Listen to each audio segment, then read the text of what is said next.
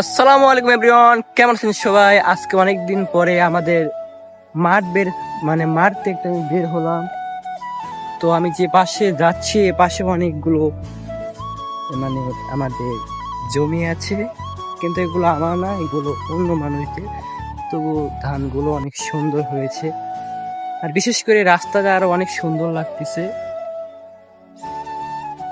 এই পাশেও অনেক সুন্দর সূর্যের একটা ভিউ, আর মাঝখানে একটা সুন্দর নদী আছে।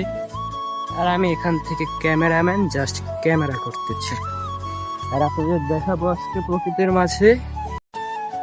আর এগুলো হচ্ছে খিরিয়া তোলার পরে লাগানো হয়েছে, ধানগুলো ছোট ছোট আছে।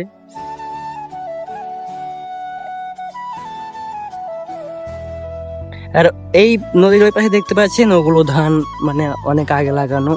যখন এই ধান লাগানো হয় সেগুলো ধানই ওগুলো, এবং ওগুলো পেকে কাটার উপযুক্ত হয়ে গিয়েছে। আর এই পাশে দেখতে পাচ্ছেন, এটা হচ্ছে সরিষা, সরিষা তুলে লাগানো হয়েছে। আর মাঠ ভর্তি ফসল, দেখতে অনেক সুন্দর লাগতে আছে। মাশাআল্লাহ, অনেক সুন্দর। সামনে একটা হুজুর আসছে, ক্যামেরার সামনে পড়ে গেল।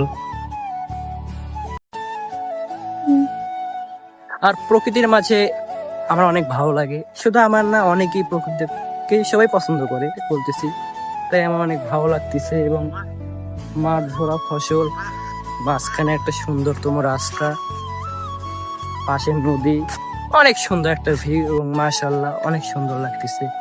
আল্লাহর কাছে অনেক শুকরিয়া যে আমি এখানে আসতে পারছি। আল্লাহ তাআলা আমাকে আনার তৌফিক দান করছে, তাই আসছি।